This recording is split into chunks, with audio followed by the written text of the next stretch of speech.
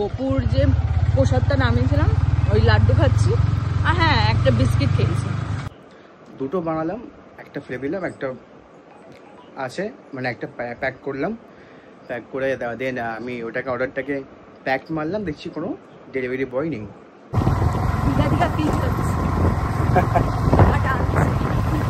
যাবো যাবো তাড়াতাড়ি দীঘাও যাবো একটা। ছোটবেলা আমরাও এরকম অনেক পাগলামি করেছি, টিচার খেলতাম, তারপর কি বউ ঘর খেলতাম। এখন বাজে রাত 1:30 আর আমি এখনো কাজ করছি, এই যে চেকিং চলছে। আর তার সাথে সাথে আমাদের কিছু জিনিস কিচেনে মানে আউট অফ স্টক হয়ে গেছিলো, যেমন পেঁয়াজ, দুধ। তো সেইগুলো আমরা ভাবলাম যে রাত্রিবেলা আমাদের অর্ডার্স আছে, তো আমরা আজ বেরোইনি, যেহেতু আমার অনেকটা কাজ পড়ে গেছিলো ঘরে। তো আমরা ডাইরেক্ট ওই বাড়ি থেকে এই বাড়ি এসে গেছিলাম, তখন দিয়ে ঘরেই আছি। তো তার জন্য আমি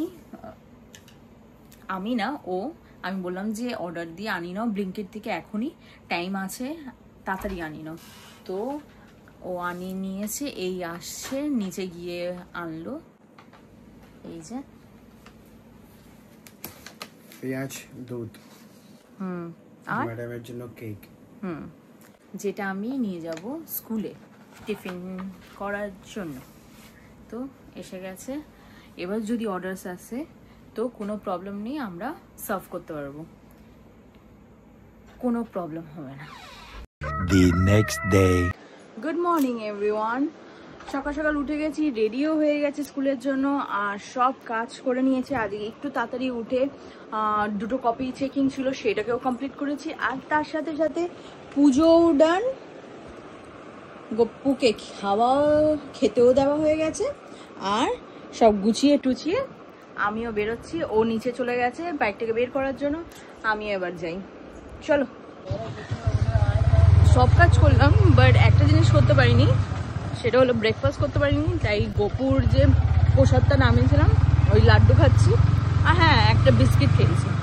আর আজকে ও কিছু খাইনি, কারণ ও বলেছে আজকে এসেও স্মুদি খাবে। তো দেখা যাক কত দূর ও বানায়।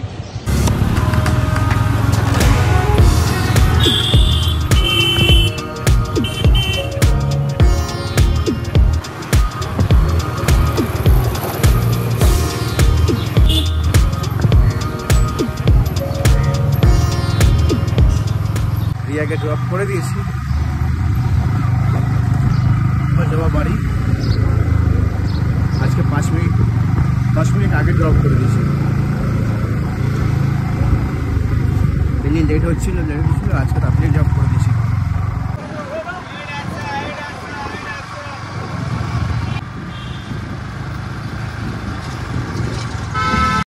A few moments later.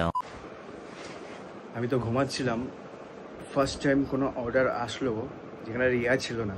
আমি একা অর্ডারটাকে বানাচ্ছিলাম, বাট বানিয়ে নিয়েছিলাম। প্রথমে তো একটা লোচা হলো, আমার কাছে দুখানা বান ছিল পিজার। একটা বান প্রথমে সব কিছু রেডি করে রিয়াকে ফোনে লাইনে নিয়েছি, নিয়ে সব কিছু রেডি করতে করতে আস্তে আস্তে একটা বান জ্বলে গেছে, পিজা বেসটা একটা বেস জ্বলে গেছে। তারপর কী করলাম, সেম আরেকটা বানালাম, দুটো বানালাম, একটা ফেলে দিলাম, একটা আছে মানে একটা প্যাক করলাম, প্যাক করে দেন আমি ওটাকে অর্ডারটাকে প্যাক মারলাম, দেখছি কোনো ডেলিভারি বয় নেই। এই চক্করে আমি কাস্টমারকে ফোন করলাম, ফোন তুললো না। অনেকক্ষণ ওয়েট করে করে করে করে করে দেন ক্যান্সেল হয়ে গেল অর্ডারটা। ঠিক আছে,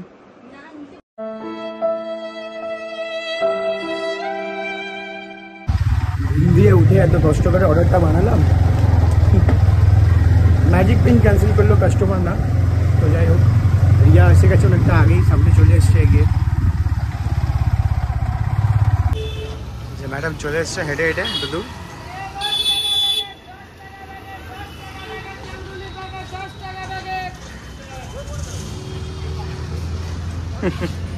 কেন বিয়ে করেছো আবার? তো আগের মতনই এতটা হেঁটে আসতে হবে, তারপরে আসবে। আরে অর্ডার এসে গেছিলো এই জন্য। আমার লস হলো দুদিক থেকেই, এখান থেকে ম্যাডামের কথা শোনাচ্ছে, ওখান থেকে ম্যাজিক পেনে অর্ডারটা ক্যান্সেল হয়ে গেল। যাই হোক, আমি 50% পেমেন্ট পেয়ে যাবো। তাও না, ওটো ওটা চলে এসছে আবার বৃষ্টি, ভালো লাগছে ফিল করতে, বৃষ্টিটা টিপ টিপ করে পড়ছে মুখের মধ্যে, ক্যামেরা দেখা যাচ্ছে না।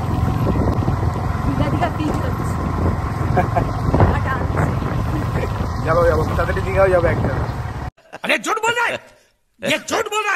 এবার এসছে জোরে বৃষ্টি, ম্যাডাম ছাতা খুলে নিয়েছে, ফিল লাইক রাজাবাবু।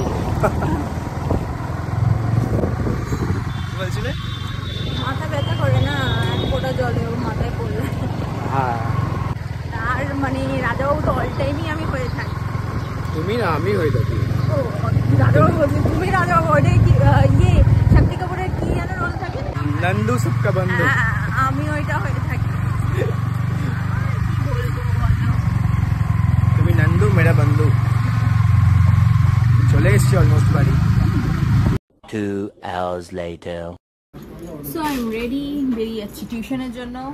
এই যে একজন কি ব্যাপারটা সলভ করছে আমি নিজেও জানি না, ব্যাপারটা সলভ করতে করতে বেরিয়ে গেল, গাড়িটা বের করছে। আর এবার আমিও বেরোই। বেরোনোর পর ওইখান থেকে হনুমান মন্দিরে যাওয়ার আছে, পুজো করার আছে, কারণ আমরা মঙ্গলবারে পুজো দিই হনুমান মন্দিরে। তো তাই জন্য ভালো রেডি হয়ে গেলাম। ভালোভাবে মানে কি, একদম পরিষ্কারভাবে রেডি হয়ে গেলাম, বেরিয়ে পড়েছি। বেরিয়ে পড়ে হয়তো আপনারা দেখতে পাবেন আমার মুখের অবস্থা কি। আজকেও আমি দুপুরবেলা ঘুমাইনি, আজকেরও আমাকে অনেকগুলো কপিজ চেক করতে হবে, তো ওইটাই করছিলাম। আর এখনও আমি আমার টিউশনে গিয়ে আমি কপিজ চেক করব, ওইখানে আমারও কাজ করবো আর ওদেরকে পড়াবো। পড়ানোর সাথে সাথে নিজের কাজ কমপ্লিট, একটু হাফ কমপ্লিট করে রাখবো। তারপর ওইখানে ছোটো ঘরে গিয়ে কাজ করার পর এখানে এসে আবার ফুললি কমপ্লিট করবো। তো কিছুদিন অনেকই হেক্টিক যাচ্ছে, কি বলবো। আর এই যে আরেকজন বাইক চালাচ্ছে ফোনে কানে দিয়ে, হে ভগবান। এই যে কি বলার, 2000 years later. এই যে হঠাৎ দেখতে পারলাম বাচ্চারা সবাই মিলে কি খেলছে, পিটি করছে। ওইটা হলো ওদের খেলা।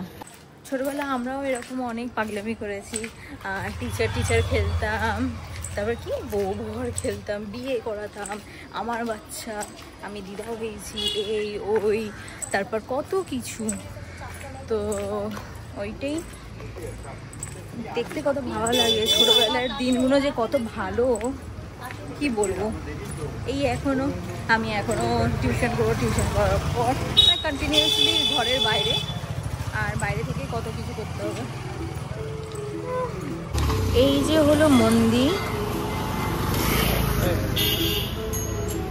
তো দেখলেন এই মন্দিরের সামনে আমি দাঁড়িয়ে আছি, মানে পুরো মন্দিরের সামনেটা আমি দাঁড়িয়েছিলাম, কিন্তু এই মানুষটার জন্য আমি এখানটা এসে দাঁড়িয়ে আছি, অনেকটা দূরে এসে দাঁড়িয়ে আছি, কারণ অনেকটা ভিড় হয়ে গেছে। এই সময় অনেক ভিড় হয়ে যায়, কারণ কিছুক্ষণ পরেই আরতি হবে।